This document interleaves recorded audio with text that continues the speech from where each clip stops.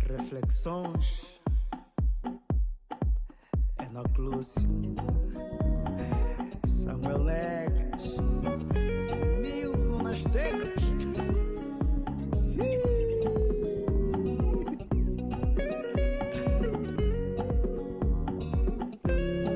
Levanta a cabeça, sacude a poeira, sorria pra vida, o resto não tem preço. Ame o seu irmão, dá um culho à união, trabalhe com força, terás um avião. Podem te beijar, uauê, levante a cabeça, uauê, aquele que te cuida está a ver, quer que você vença, uauê. Malambas da vida vão te fortalecer, quando deres conta já estás a crescer. Os vizinhos vão falarem pra te derrubar, mas não perca o foco, a meta que é vencer. Não importa se és cobele, demonstra a sua força, o que importa é que és guerreiro, demonstra a sua força. Podem te beijar, uauê, levante a cabeça, uauê, aquele que te cuida está a ver, quer que você vença, uauê. Podem te beijar, uauê, levante a cabeça, uauê, aquele que te cuida está a ver, quer que você vença, uauê.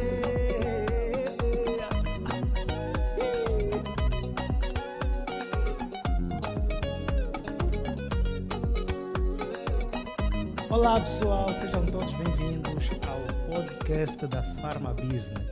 Este é um podcast que tem como objetivo educar a sociedade, informar e falarmos a respeito da gestão farmacêutica, contabilidade farmacêutica e, claramente, uso racional dos medicamentos. E para este episódio nós temos um convidado super, ultra, mega especial. Ele que tem dualidade, é conhecido maioritariamente como humorista, mas também tem uma coisa em particular que pouca gente sabe, que ele é licenciado em medicina, é médico, é carinhosamente chamado por Colo Tremura, mas o nome verdadeiro é Alberto Colo. Alberto Colo. Colo, seja bem-vindo à Pharma Business. Obrigado. E espero que a gente tenha uma conversa saudável a respeito do uso racional dos medicamentos. Porque aqui vamos falar sobre os principais tabus dos medicamentos. Vamos entrar mesmo no bairro, vamos entrar na praça, vamos entrar ali naquela linguagem das zungueiras, o que eles entendem sobre o medicamento e, claro, né, como profissionais de saúde, estamos aqui para dissipar também certas dúvidas. Mas antes de entrarmos para este campo, né, nós gostaríamos de saber, acho que eu e o telespectador gostaríamos de saber quem é o Colo, quem é o Alberto Colo. Mais uma vez, obrigado pelo convite. Obrigado. Estava à espera da minha vez. Alberto Colo é um médico clínico geral. Pois. Neste momento trabalho no serviço de pediatria do Hospital Materno Infantil do Quilambaquiache. Yeah.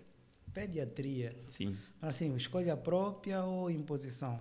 E... Porque o clínico geral é mesmo geral, é generalista. É generalista. No hospital onde eu estou é um hospital materno-infantil. Se eu não tivesse ok. na ginecologia, teria que estar na pediatria. Mas assim, qual é a tua paixão a nível dentre as várias especialidades da medicina? Dentre as várias, sou licenciado em medicina há 3 anos. Boas. Tem muita coisa que ainda não experimentei. Então, não, se eu falar assim, minha na escola, as cadeiras, assim, onde matavas, onde eras barra. Na faculdade falar barra, barra, barra. Depois É, medicina. Depois medicina. é difícil. Ah, não, barra onde eu matava. Não, se você estudar bem, vais ter boa nota, vais entender. Barra, barra, barra. Mas assim, Vá- onde que Eu- os colegas sentavam contigo e te Uma procuravam? coisa que eu gostaria de fazer é infecciologia. Infecciologia. E tem muito a ver com o nosso país. As As doenças infecciosas Yeah. são frequentes no nosso meio. Claro. Então estava a pensar em fazer infecciologia. Só que o meu irmão costuma dizer que epá, você não pode seguir sempre o teu sonho. E também estou na pediatria. Primeiro falei que no hospital tem a área de ginecologia, a área de pediatria. Estou na pediatria por enquanto. E estou a gostar de trabalhar com as crianças. Só não gosto muito de conviver com as mães. Tem muito tabu. Mas estou a gostar. Tá bem, Não sei se a introdução foi boa.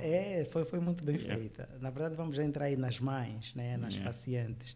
Mas assim, a nível da faculdade, diga-nos lá, eu acho que foi, assim, estudar já é muito difícil.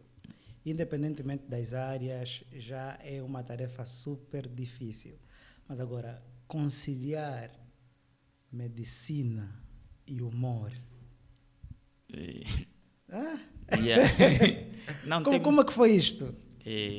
quando eu estava na faculdade, também o meu nome não era tão grande como é atualmente. E antigamente eu estava meio que a começar, porque eu comecei lá na universidade. Sim. Antes da universidade eu nunca pensei em fazer Arte. arte. Eu achava os artistas são malucos. Mas Quando- por que a sociedade tem essa imagem dos artistas? Não, o artista O que não é uma, que não é os uma artistas pessoa fizeram? normal. Não é uma pessoa normal. Por quê? Até às vezes você precisa conviver com muita coisa para criar uma coisa. Ok. Porque a tua arte é reflexo do produto que você consome. Claro. E chega uma fase que, para você não ser monótono, vais ter que experimentar muita coisa. Experimentar, estou a falar de viver. Talvez, se você não é aquela pessoa de viver as coisas, vais ter que consumir de uma forma no livro ou vendo. Então, querendo ou não, essa pessoa não vai ser uma pessoa normal do que é considerado, não. Esse é um ser normal, cumpre regra. O artista já é um ser que, tem umas saídas não muito comum. Ok. De noite às vezes está acordado, está a escrever alguma coisa. Sim. Mas estava a falar relacionada à medicina. Eu tive que fazer um jogo de cintura porque saúde todos os cursos relacionados à saúde são ciumentos, exigem você estar atualizado, estar a ler sempre. Só que a minha estratégia foi, quando era momento de provas, desconectava-me do humor. Sim. Quando eu sentia, não, estou mais livre, voltava a fazer alguma coisa relacionada ao humor. Mas agora, ainda neste campo, a área de humor, principalmente no modelo em que estás, né, que é Stand-up comedy. É muito ciumento também. Yeah. E vocês estão sempre a criar textos, porque têm sempre as apresentações, e conhecendo como é que é o processo criativo e também um pouco da vida artística, é muito complexo ter que dizer assim, olha, tá bem, vou dar um tempo, vou abdicar um pouquinho a arte, vou me concentrar na medicina, e depois quando não voltavas fraco, não te abusavam disso. Não. Quando eu falo, vou dar um tempo, não estou a falar um tempo deixar de fazer a coisa, mas é deixar de me apresentar. Porque, às vezes, a arte que você faz tem muito a ver com as coisas que você consome. Ok. Se você deixar de consumir, vai deixar de criar. Tem momentos que o artista precisa consumir para depois criar. Sim. Às vezes você sente que não tenho mais nada novo, preciso experimentar alguma coisa. Ou seja, então existem períodos em que você tem que ficar somente para absorver. Às vezes você sente, não tenho mais história. Eu trabalho muito com história, sinto, não tenho história, preciso ver alguma coisa, sentar com alguém que tem uma história diferente para me dar ideias. A medicina também te dá essas histórias? Tem, graças a Deus, convivo com várias pessoas e cada pessoa tem a história dele. E, epá, Usas no palco? não, eu não uso. Não, mas Quando estou com os meus colegas, uso. Com os colegas da saúde. Não, mas buscas a inspiração para montar textos e tudo mais? Não, ainda não. Ok. Ainda não, porque são histórias que para a pessoa rir precisa estar ligado ao dia a dia. Ok, E o público em geral não sabe como é que o paciente fala, como é que o paciente mente, impacta, sabe? Você vê um paciente que está crítico, vai falar está doente há 2 dias. E você vê uma pessoa que está doente há 2 dias. Quadro clínico já é, todo mundo é só febre há 2 dias. Sim. E nas vestes de humorista, qual tem sido assim, tipo, as principais dificuldades lá no consultório? Uhum. As pessoas reconhecem-te, esse é aquele mago das piadas. Esse é um problema. A tendência é não te levar a sério ou levam-te mesmo assim? Não. A O princípio, poder da bata não influencia nada. Eles sentem que já temos uma certa intimidade. Só que quando te olham no consultório, está falando, cola tremora. Está fazendo aqui o quê? Está aí doente. E no hospital a postura, querendo ou não, está aí no teu trabalho, muda. E no hospital eu não gosto de ser tratado de colo a tremora. Eu gosto, pode me tratar de colo ou Alberto colo. E quando a pessoa tiver, estás estranho aqui, pensa que você vai mandar já uma piada, ok? Tem uns que falam, conta então, também uma história, me mete dentro da história, fala, teve um dia meu paciente. Mas às vezes é difícil separar, às vezes é difícil, mas às vezes a pessoa pensa que você está a lhe tratar mal. Trata mal, tipo, porque está a te ver bem sério. Sim. Você A imagem que ele tem a imagem que ele tem, que você é bem extrovertido. E às vezes, hoje ainda aconteceu. E estava depois banco, 30 minutos antes de entregar o banco, tem aquela reunião para fazer passagem dos casos clínicos. Chegou uma senhora e a senhora estava a me reparar tanto, eu já sei quanto está a me olhar, tipo, já me fizeram ideia, eu tenho que sair, ok? Ela depois tirou os óculos e tocou na tremura. Na reunião, teu chefe está aí, eu não sei se tem pessoa que gosta de ser reconhecido como artista. Não, você fica tipo, curto. Não, aqui não. Meu chefe está aqui não. Falou, qual é a tremura? Tudo fixe. Respondi, falei, estou bem, graças a Deus. Trabalho aqui, falei, sim. Mas aqui é só cola. Falei, aqui é só cola, trata só de cola, E ela falou, tá bem, então. Depois a pessoa notou se está muito sério, parou. Mas assim, a nível da direção, nunca chamaram-te atenção por conta disto? Não, nunca. Não tem um problema. Direção madura. Eu também sou meio sério no hospital, você está lá, não fala nada. Tipo, que não dá certo, tipo assim, tiver sério, é constrangedor. Tá bom. Vamos agora entrar na sessão a respeito dos tabus sobre medicamentos. Mas antes queremos anunciar ali em casa, se quiserem anunciar qualquer produto relacionado à farmácia ou à saúde, por favor, contactem a Pharma Business para a vossa marca estar aqui, desse lado. Então, Coca-Cola com paracetamol para tirar gravidez. Já usaste? É frequente? É frequente. Já usaste? Não, é frequente. Não lembro.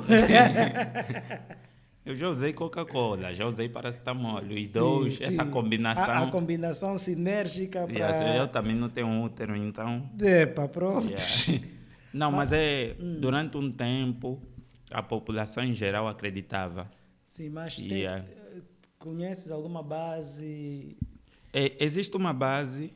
Ou algum mito, ou algum tabu que fomentou isto? Existe um mito de que a Coca-Cola, associado ao paracetamol, chega a provocar aborto. E várias pessoas já tentaram.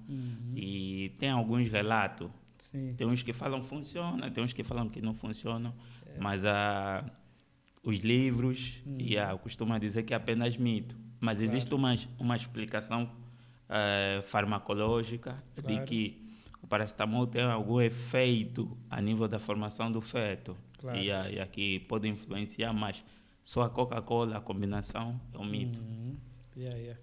O que é que você acha disso? Olha, na verdade, aqui tem uma situação que nós chamamos de... Aqui onde? A sociedade ou aqui? Aqui, quando falo aqui, o país. Refiro-me assim, no modelo da conversa que estamos a ter. Né? Chama-se efeito teratogênico. Né? São efeitos ou substâncias químicas que atravessam a barreira placentária. Placentária. Geralmente, quando atravessam a barreira placentária, em função do nível de toxicidade, pode agravar ou não o estado, ou o crescimento, ou o desenvolvimento do feto. Só que junção de Coca-Cola e paracetamol, assim, alguns dizem mesmo, olha... É tiro e queda. Já ouvi. esse efeito teratogênico que explicaste, também já li sobre isso, só não estava a achar que seria tipo uma explicação assim mais aprofundada. Por isso é que eu falei que existem estudos a dizer isso. Mas normalmente as pessoas que confirmam que isso faz efeito, muitos deles só falam ouvir dizer. Ninguém tem tipo estudo de caso a dizer não.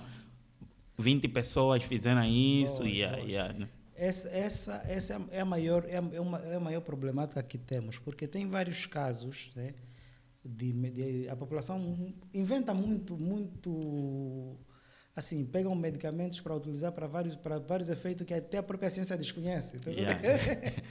Mas eles lá no bairro, nós lá no bairro usávamos alguma coisa parecida. E aparentemente funciona, ou funcionava, ou deixa de funcionar, ou danifica.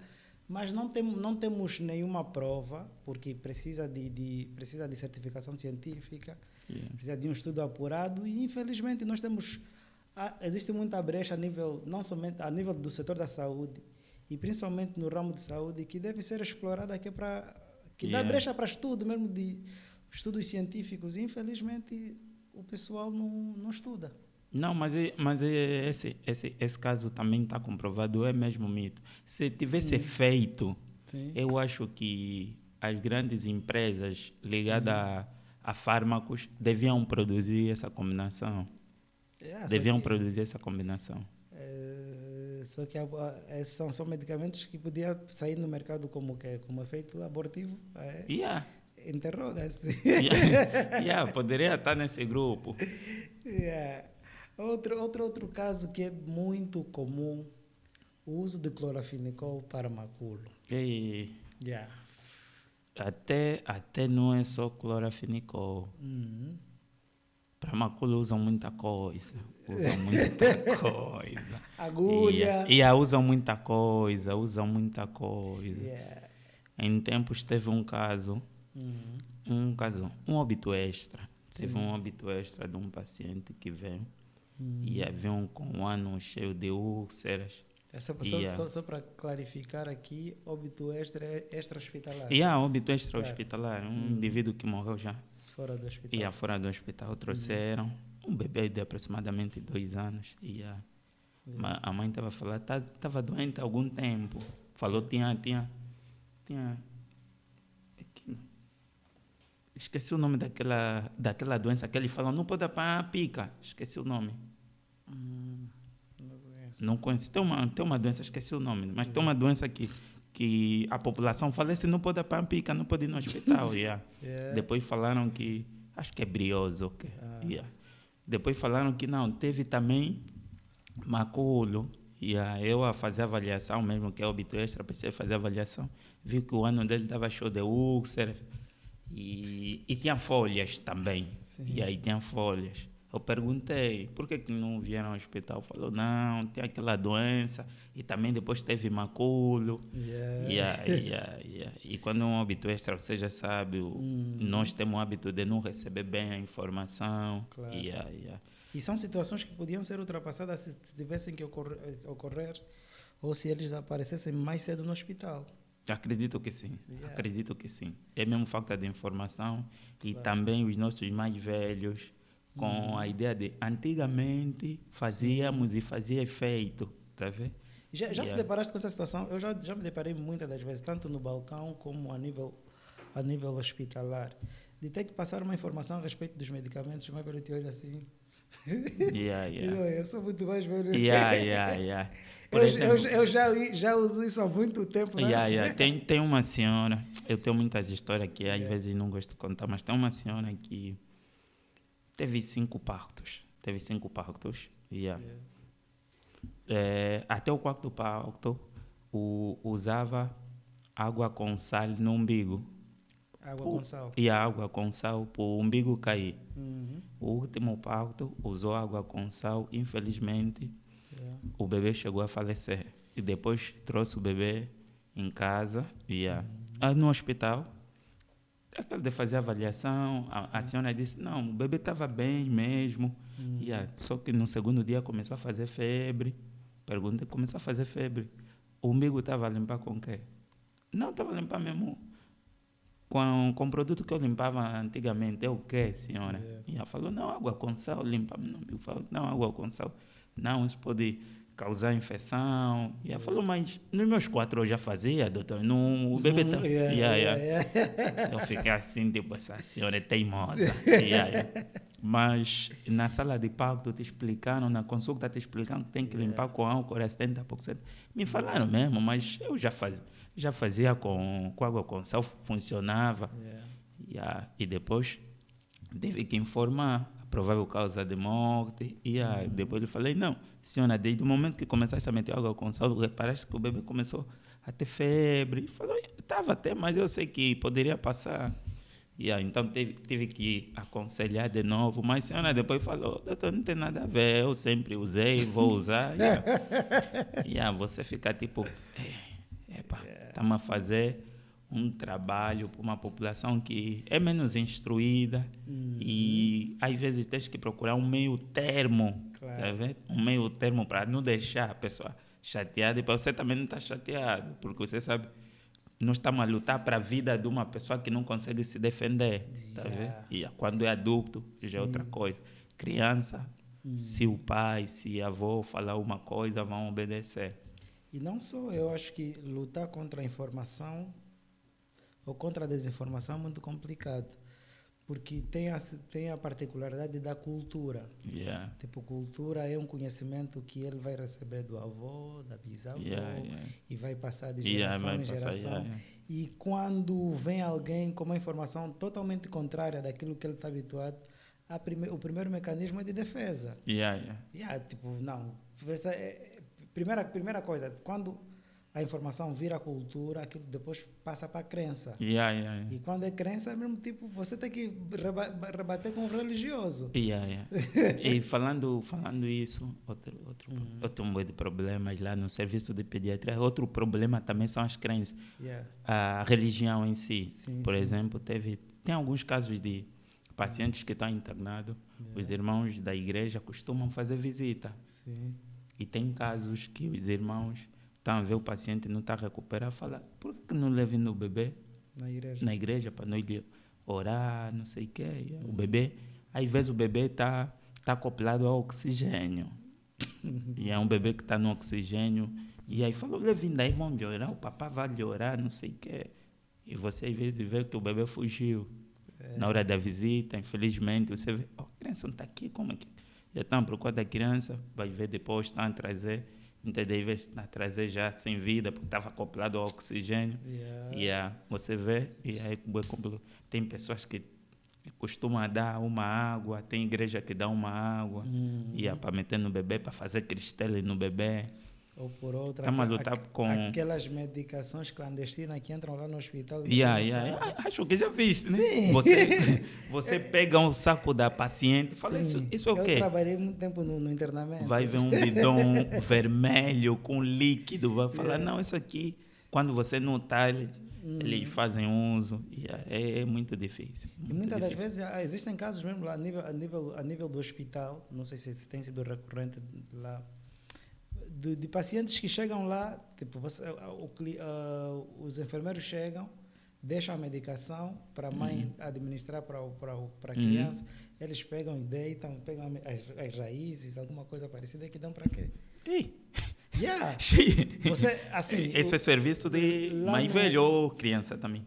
Mais velho. Porque eu sei, normalmente... Para os dois lados. Normalmente, é onde eu estou, né? Dificilmente o enfermeiro pega a medicação da na mãe. Tem horários que o enfermeiro passa e faz a medicação. Não, mas eu sei que tem unidades que às vezes falam só já, quando bater esse horário, faz a medicação. E também tem esse problema das raízes mesmo. Nos hospitais tem muitas raízes. E também a nossa sociedade não ajuda. Sim. Os meios de comunicação não ajudam, porque às vezes na televisão vemos pessoas a falarem coisas que não faz sentido, relacionado à saúde. Sim. Diabetes é provocada por um bicho. Você vê na rádio a falar isso, você vê rádio. Como é que um jornalista, uma pessoa educada, instruída, traz um indivíduo que fala isso? E depois não só, a imagem que nós temos está passando na rádio, é verdade. Eu acho que o Ministério da Saúde, em colaboração com o Ministério da Comunicação, deviam procurar formas de censurar isso, ou formas de regularizar algumas coisas, porque não faz sentido. Porque a desinformação é mesmo assim, é a base para a adição de muitas doenças a nível do país. Tem doenças que a nível mundial já foram ultrapassadas. Tem doenças que não têm cura, indivíduos vão para a rádio, falam tem cura. Fala, me liga, não sei. Você fica assim, meu Deus, será que estou lendo um livro errado? Mas em relação a esse fármaco relacionado ao maculo, eu ainda não vi uma explicação que diz que isso faz efeito. Eu acho que as nossas mães temos que lhes abraçar, orar com eles. Claro. Olha, na verdade, o nível de desinformação e a desinformação é tão perigosa que é mau tanto para o Estado, é mau para o negócio. E só para dar aqui um exemplo, nós tínhamos uma farmácia lá, que estávamos acompanhando lá no Ambo, estava localizado num bairro assim um pouquinho distante da cidade. A farmácia bem equipada e tudo mais, escola. Aquela farmácia para fazer 1.500 kwanzas por dia é lutar. Só que depois descobrimos o quê? Primeiro é que a população tinha muita fé no Soba. Sabe? E aí, o Soba tava... São líderes tradicionais, fala, não vai ali. O Soba, eu não sei qual é o problema que tinha o Soba com o proprietário. Queria parceria. Queria percentagem, talvez. E assim, a população não vinha mesmo procurar. Você fala, tem alguma coisa errada. Tipo, você, olha, não, como é que num sítio ninguém fica doente? Aqui é um local específico, o estudo de viabilidade é um local fértil para vender medicamentos, mas nada.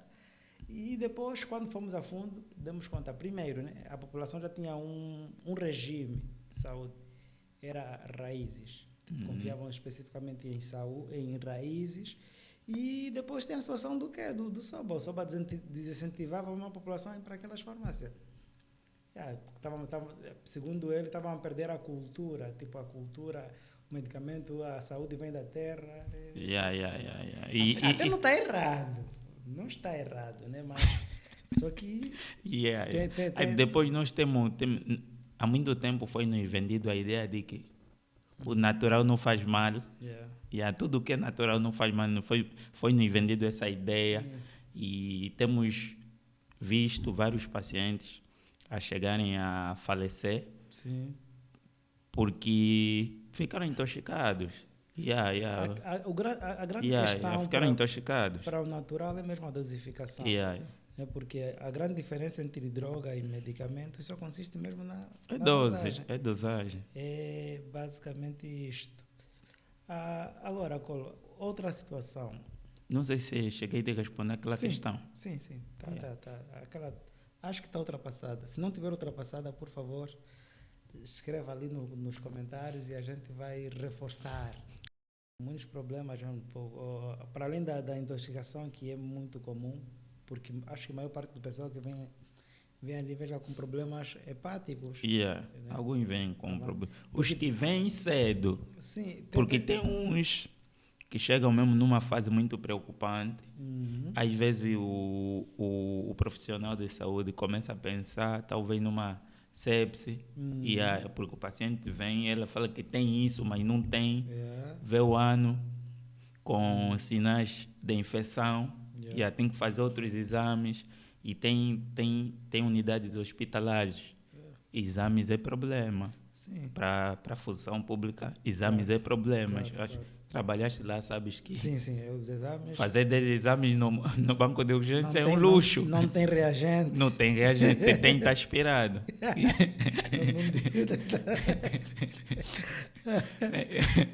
Lembraste de alguma coisa? Exames não é uma coisa... É fácil fazer exame, teste rápido. Sim. Tem exames que não tem no banco. Mas os testes rápidos das calmas ajudaram muito. Tem ajudado até agora. Tem ajudado até agora. Outra particularidade a respeito do maculo, eu quando fui criança também tinha maculo. Né? Acho que todas as crianças tiveram, menos eu, né? Duvido. Levaram-me numa tia para fazer o tratamento. Já tem, mas ela foi para lá, abriram, segundo ela estava muito avançado. E aí, então, você fala maculo avançado. Fizeram aquelas cenas aí. Introduziram o picante? Não, fizeram o kit completo. Introduziram, colocaram agulha, me cortaram aqui na parte intercostal. Mas qual é a explicação? Não sei, não sabia. Será que estava a subir, uma coisa estava avançada? Até aqui e depois... E teu estava mesmo muito avançado, lembra? Deram 1 quilo. Para introduzir. Não, a dosagem tem que beber 1 quilo de manhã. 1 quilo? De tarde e de noite. E você tem... 1 quilo ou 1 litro? É 1 quilo, 1 quilo, 1 quilo. Não, tem que...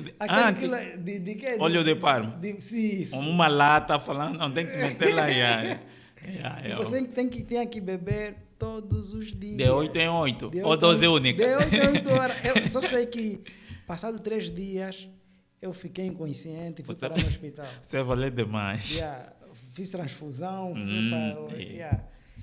E hoje seria a história. A mesma história bem contada. Mas então estamos aqui com um caso. Sobrevivente. Um sobrevivente que passou no sistema. Acho que devemos educar mais as populações.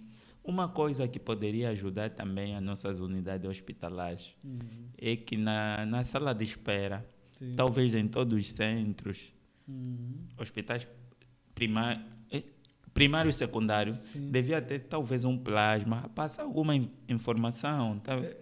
Olha, o Sistema Nacional de Saúde... Passar uma informação enquanto o paciente está à espera, tem informação a rolar e mamães que têm bebê até 1 ano, não faz isso.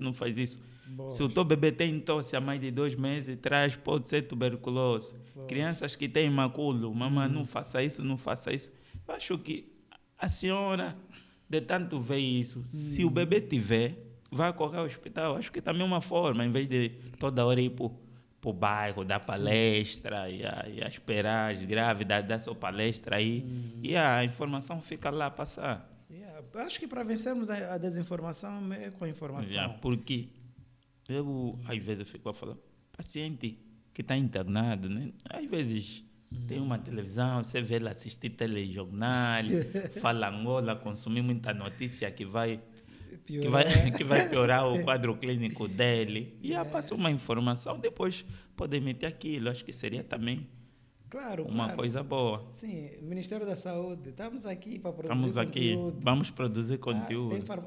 Na verdade, a nossa empresa, enquanto objeto social, a nossa preocupação mesmo com desinformação.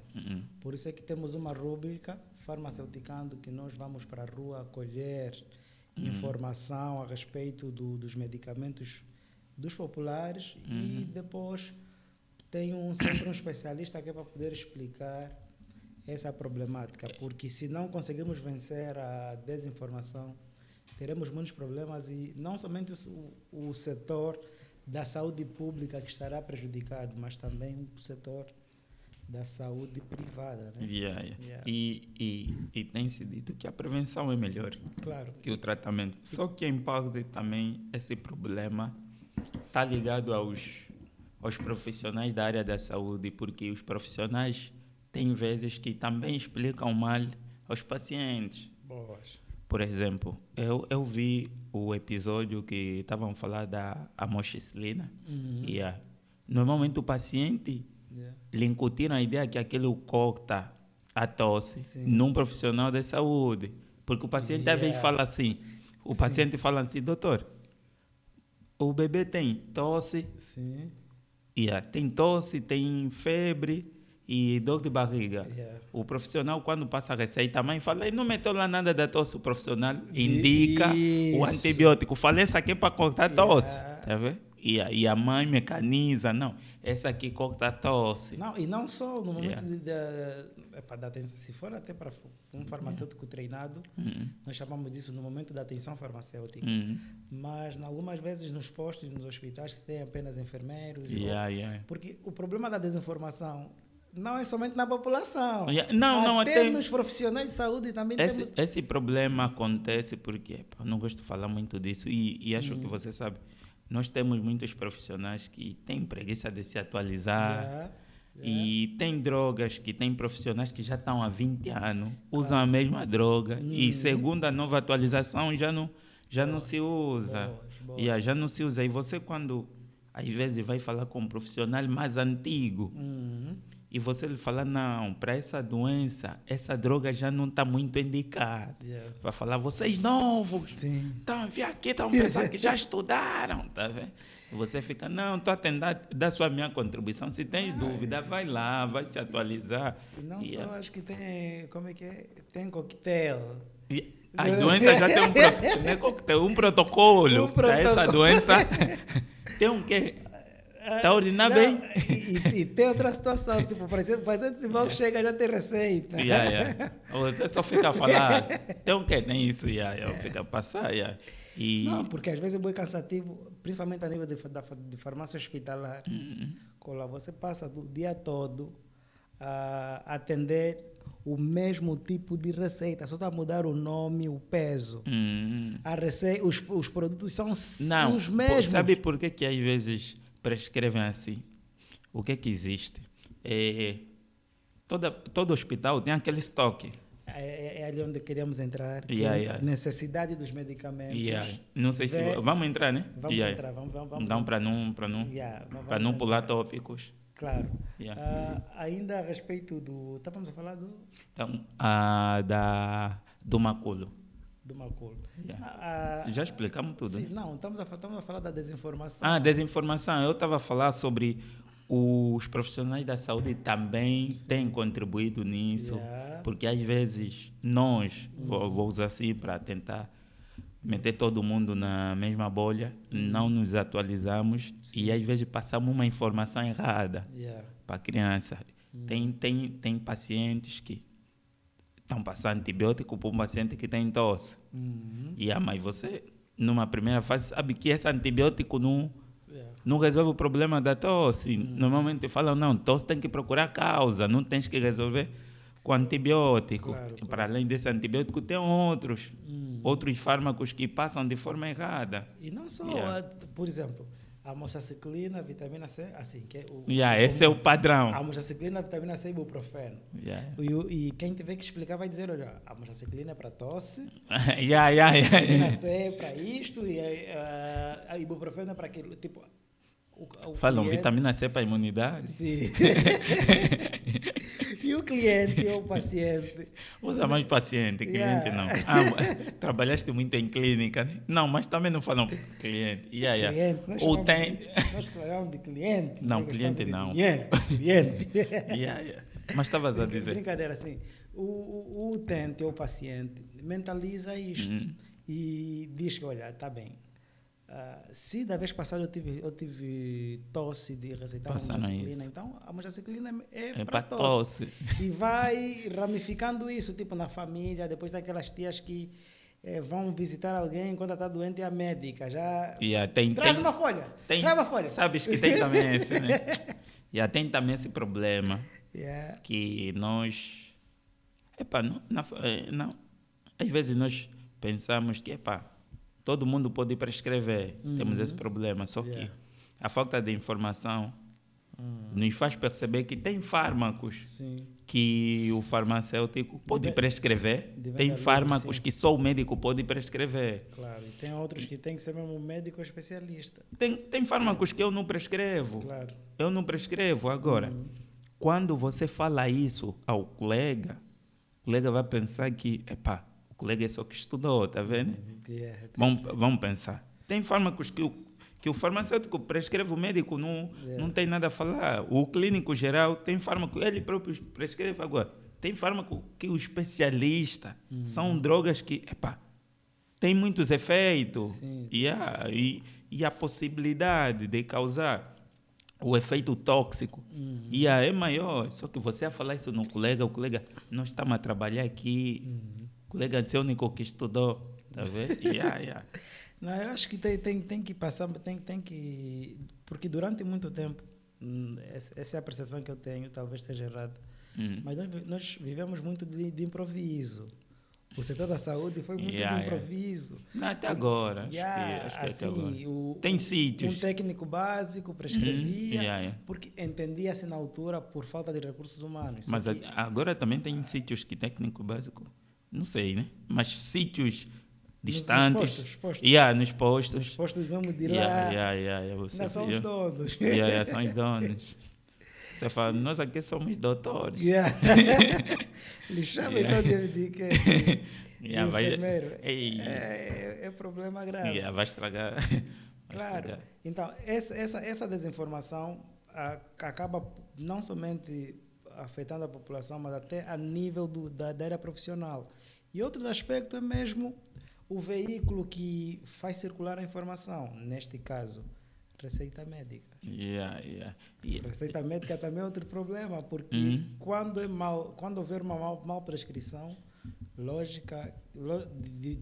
claramente que vai ter uma mal interpretação e vai se ou receber um produto, ou dispensar a nível de farmácia um produto que não devia, e o cliente tomar, ou o paciente tomar. Por exemplo, a receita médica que falaste, por exemplo, às vezes o profissional, acho que isso já aconteceu também contigo, o paciente tem um resfriado, e é o paciente com um resfriado, um recém-nascido, uma criança, vamos considerar assim, tem resfriado e às vezes você acha, você avaliou que o paciente não precisa alguma receita, só que o paciente foi educado que a correr ao hospital tem que sair com receita. Claro.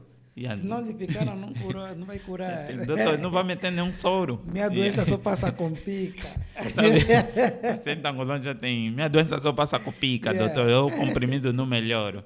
E você sabe, não, esse não precisa passar uma receita, só que se você não passar receita, às vezes o outro colega que vai vir, doutor, minha sobrinha, então lhe trouxe, doutor não passou receita, ou depois vão falar assim, doutor, não vos são achados, doutor, não sabem nada. Vão te rotular, se doutor não sabe nada, vou embora no outro só pergunta o nome dele. Qual é o nome dele? Toma. É complicado, mas nós também temos esse problema. Temos esse problema, mas com a atualização que cada hospital tem feito, tem algumas coisas têm melhorado. Claro. Espero que em outros sítios esteja já bem, né? É que é complexo, mas é uma luta também que temos que enfrentar. É uma luta em que todo mundo está convidado, tanto a população quanto os profissionais de saúde, para dissiparmos esse problema, porque uma vez dissipada, acho que vamos começar a lutar contra as coisas. Porque as doenças que estamos, ou seja, até chamadas de doenças negligenciadas, é por conta da desinformação. E outra particularidade é incumprimento da medicação. E aí vais entrar num sítio muito... Sabes que vais entrar numa área muito difícil, né? Uma área que já saíste. Mas... Aí vamos ter problemas com os nossos colegas da enfermagem em si, porque Sim. existe casos de pacientes que estão internados e não estão a fazer terapêutica. Claro. Também não é só porque o colega não fez. Uhum. Não tem fármacos no estoque, às vezes, mas tem vezes que fármacos para fazer 22, 0 horas, às vezes. O paciente não fez, não fez. Está há 2 dias, está internado, há 2 dias que não está a fazer medicação e o médico está a ver, o paciente não está a evoluir. E aí você pega o processo, está a ver, colegas, é como então, está a ver? Incumprimento da terapêutica é um problema sério mesmo dentro do hospital. E também, fora do hospital, tem familiares que nem está há 2 dias a fazer os fármacos. Fala, esse fármaco não está a fazer efeito. Você recebeu a receita hoje, senhora? Não sei. Talvez conversar mais com os colegas. O incumprimento, por exemplo, o grave. Vamos o lá. Grave. Vamos lá, tipo, estratificar. No hospital, o que acontece? Por incumprimento de um profissional, podemos aumentar o tempo de vida do cliente ou do paciente. Do paciente no hospital, né? Ele fica mais tempo, temos mais custos com esse paciente. E não só, corre a possibilidade, tem a possibilidade de agravar o quadro mesmo. Agravar o quadro e ficar intoxicado. Tem essa possibilidade. Porque o médico vai dizer, olha, não está... E se não fizer um estudo profundo, pode alterar a terapêutica. Muitas das vezes altera. E outras vezes também pode... Tem aqueles casos, por exemplo, que o paciente tem que fazer fármaco às 1 hora. Sim. Você a passar a visita de manhã, às vezes às 10 horas, notaste que 1 hora não fez. E naquele momento ele vai fazer, às vezes vão marcar a 1 hora. Mas não administraram. Não administraram, percebeste? Nem fez às 10. E às vezes às 14 tem fármaco. Vai voltar a fazer, então vai cair naquela situação possivelmente. E muitas vezes vão ter que retirar, suspender aquele fármaco, meter outro fármaco. E quando isso acontece dentro da unidade hospitalar é mais grave. Claro. É mais grave porque está aqui conosco. O paciente está a ser seguido, está conosco. Como é que o paciente não está a melhorar? Claro. E depois tem as visitas. Sim. O diretor clínico fala, doutor, o paciente não está a melhorar, o paciente do leito X não está a melhorar. O que está acontecendo? Será que fiz diagnóstico errado? Mas você, quando vai analisar bem o caso... Mas agora nós temos usado uma forma, às vezes, perguntando à senhora, no familiar, fez medicamento, te deram medicamento daqui, para falar, me deram aproximadamente que hora? Se tem algum fármaco para fazer via oral, tomou algum comprimido, me deram.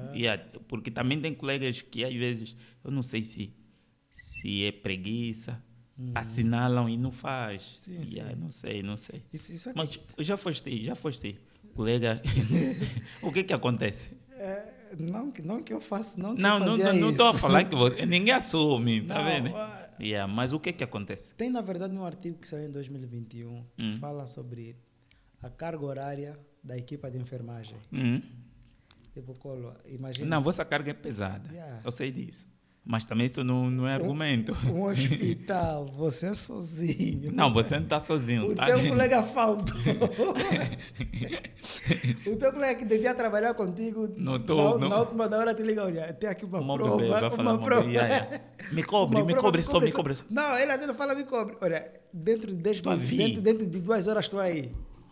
E você tem medicação das 6. Quando termina a medicação das 6, começa das 12. Das 14. Tem fármacos que passam de 6 em 6. Depois você vulgarmente chamam de canalizar, né? Ao canalizar... Está a falhar. Por um pouco, procura ver a paciente difícil. Tem crianças que têm acesso, saiu... Tem que meter, você fala de brincadeira. Eu acho que muitas das vezes é mesmo essa pressão, né? Porque independentemente de serem profissionais, são pessoas, são seres humanos, estás a ver? Ficam esgotados, mas ainda assim é reprovável o posicionamento deles de terem que assinar, porque quando a gente assina, estamos a dizer que realmente fizeram. Fez. Tem outras situações que você dá, assim, deixa o comprimido para o paciente fazer a automedicação, né? Ou a autotoma. Mas quando voltas para lá, o paciente diz que fez, mas não fez. E você assina que fez. Mas acho que o pessoal da enfermagem diz que, independentemente de eu tenho que estar aí, se for um paciente que está dentro do hospital, tem que supervisionar. Mas nem sempre fazem... Normalmente, nos fármacos que são administrados por via oral, o que se recomenda é fazer o tratamento acompanhado. Claro. Dás o fármaco, quando o paciente for tomar, você está presente. Está presente. Só que, às vezes, tem casos que a pessoa está numa enfermaria, tem 20 pacientes. Você vê. Tem que agilizar isso. Mas isso é que acontece dentro do hospital. Também tem casos que, no hospital, o fármaco que prescreveram não tem. Tem fármaco que prescreveram, não tem.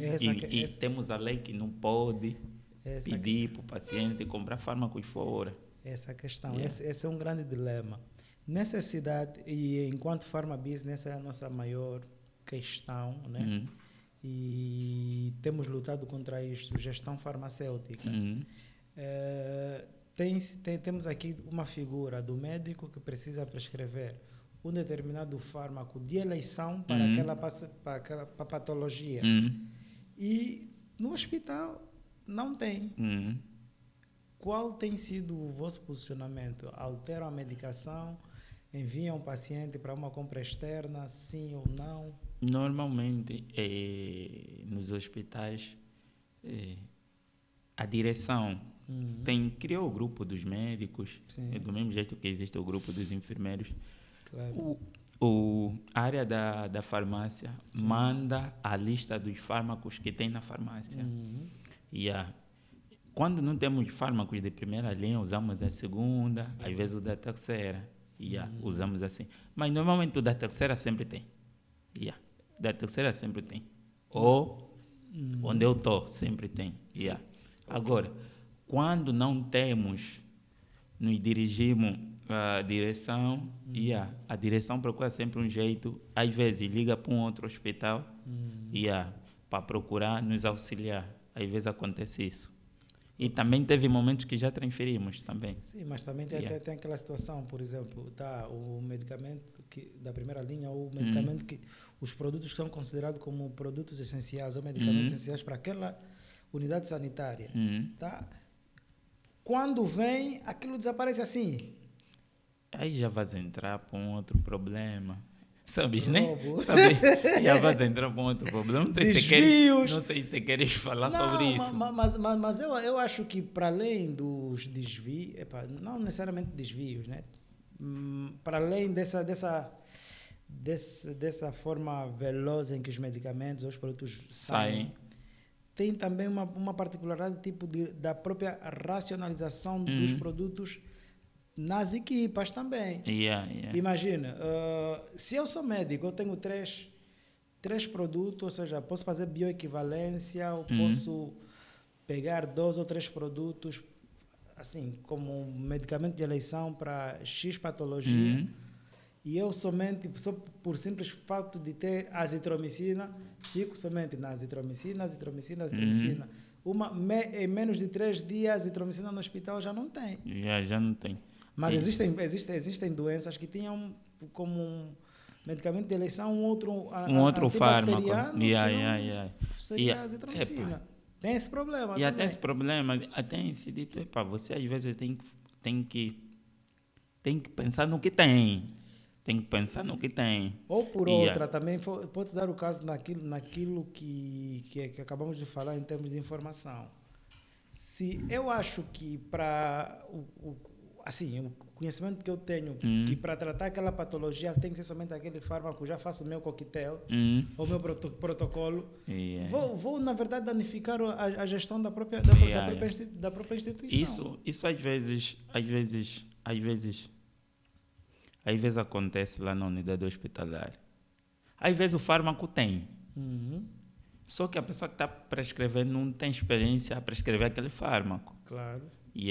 Porque um exemplo prático, a minofilina. A minofilina não é um fármaco que se prescreve assim, do nada. É preciso saber. Tem um certo cuidado. É preciso avaliar os efeitos adversos. Ter mesmo isso em mente, que o paciente pode apresentar isso. E aí, durante a administração, ver se o paciente apresentar. Então, tem casos que, como é um fármaco que é preciso ter um certo cuidado, tem pessoas que não prescrevem, fica ali. Tá vendo? Já o paracetamol, vamos considerar que o efeito não vai, os efeitos adversos não vai ver assim, se ele não tomar depois da dose tóxica. Então, sai assim rápido, tá vendo? Do nada, passa na farmácia, vai pegar paracetamol. É isso também, às vezes, a experiência do profissional em passar aquela droga. E às vezes também, é tipo já um protocolo, todo mundo já tem. Febre de origem indeterminada, passe isso. Quando tem isso, passe isso. Claro. Acho que também tem que haver também umas certas palestras e atualização de falar na farmácia tem isso, doutores. Tem hospitais que perguntam aos médicos quais são as vossas necessidades, doutores. Daqui a pouco o fornecedor vai trazer fármacos. Passam a vossa lista. É claro que não vais passar todos os fármacos. Não tem hospital que tem todos os fármacos. Até as clínicas privadas não têm todos os fármacos. Realmente. Mas para quem trabalha no banco, tem os fármacos, que é importante para a emergência. Passa os fármacos da emergência. Quem está no internamento, passa a lista dos fármacos de um paciente que está em internamento. E não só, eu acho que um dos critérios para, chama-se seleção de produtos, para a seleção dos produtos, tanto a nível hospitalar como a nível privado, é estudo. Tem que estudar o tipo de pacientes que tens, as idades, o sexo, os tipos de patologia, para, em função disso, criar uma lista dos medicamentos. O que é que acontece? Muitas das vezes nós temos preguiça em estudar isto aqui. Isso aqui não é somente uma tarefa do farmacêutico, é uma tarefa multidisciplinar. Até o homem do laboratório tem que entrar nessa equipa. Né? Que é a tal comissão de terapia do hospital. Né?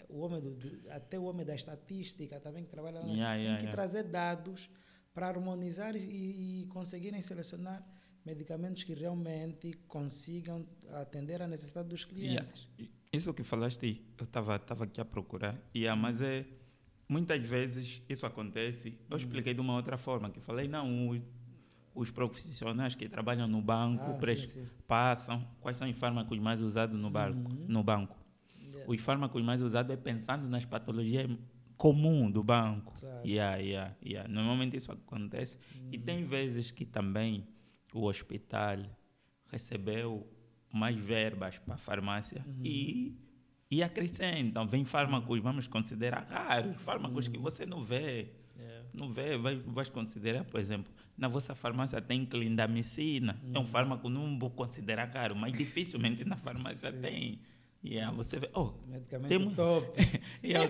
Eu só vi nos livros, eu vou receitar. Você está vendo? É fármaco, nunca vi aqui. Vou receitar também. Mesmo na farmácia de fora, também não tem. Também temos esses problemas da farmácia de fora. Também não tem fármacos. Eu não sei. Isso também tem a ver com os desvios. Muitas farmácias de fora são abastecidas. Não sei. Não, você sabe disso. Muitas farmácias de fora são abastecidas com os fármacos dos hospitais públicos. Você vê, esse soro aqui está proibido a venda. Mas está aqui nessa farmácia. Mas desculpa, desculpa, Pulano. Como é que vocês abordam esse caso, por exemplo, estão a gerir uma farmácia e encontram fármacos que está proibido a venda nessa farmácia. Tem que retirar. Tem que retirar. Tem que retirar da mostra, não pode estar na prateleira. E se possível... Mas isso acontece. Muito. Isso acontecia muito no tempo dos quartéis, aqueles quartéis que só vinham para as unidades de saúde. Até vinha mesmo venda proibida. Qual é o teu posicionamento para aqueles... Já estamos na reta final. O teu posicionamento para aqueles pacientes impacientes.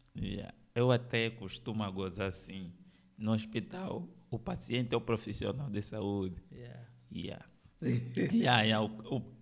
O paciente não é paciente. O paciente é o enfermeiro, o vigilante, o homem da triagem, o médico. Normalmente, quando é banco de urgência, nós explicamos sempre. Prioridade do banco os graves. Boas. E nós não temos um sistema como o do Américo, que tem triagem de Manchester, aquelas fitas. Normalmente ele já mecaniza, não. Essa minha fita não é de grave, eu sou amarelo. Se eu tiver vermelho, vermelho não espera. Aqui só chegou, tiraram os sinais vitais, aguarda. E às vezes o paciente está vindo com... a mãe acha que o bebê não... Ou a criança não está a cagar há 2 dias. Não está a defecar há 2 dias. Está trazendo um banco de urgência. Criança que não está a defecar há 2 dias está vindo para o banco. E normalmente essa pessoa já está irritado. O banco está cheio. Nós falamos sempre, senhora, aqui é para grave. Aqui é para grave. Quem está apressado vai para consulta. Está ali. Normalmente nós temos sempre consulta ao lado. Só que isso às vezes é difícil porque também tem pessoas que vêm agressivos, embriagados. E às vezes, estando lá, é que você percebe. As pessoas falam que o sistema é lento. Mas não tem como quando você no banco de urgência tem 40 pessoas, 20 pessoas, tem 2 enfermeiros, às vezes um médico. Nunca é 5 enfermeiros, 5 médicos. E a pessoa percebe que tem pacientes graves que precisam internar. Internar tem que fazer processo, tem que fazer uma história, tem que anexar exames. E é preciso um certo cuidado. Você vai internar, é porque é uma situação grave. Claro. E quem está aí, porque, meu familiar, meu bebê, tem pessoas que estão vindo no banco de escuro, acha que o bebê está a emagrecer. O bebê está a emagrecer para vir no banco. Não, eu acho que o meu bebê está a emagrecer. Você fica, senhora. Também tem um problema da triagem. Tem hospitais, já falei isso, tem hospitais que não tem triagem de qualquer situação em banco. E é uma situação que é mesmo só vivendo, é mesmo boa estressante, porque há falta de respeito. As pessoas reclamam o sistema é lento e tem a cena de favoritismo, doutor, meu sobrinho, eu sou colega, tem uns colegas aí do eu sou colega. Você tá vendo? Eu não te conheço hoje, meu colega como é, eu sou colega. Mas tem dias bons que as pessoas entendem depois da explicação. Eu até falo sempre, você tem que ter empatia.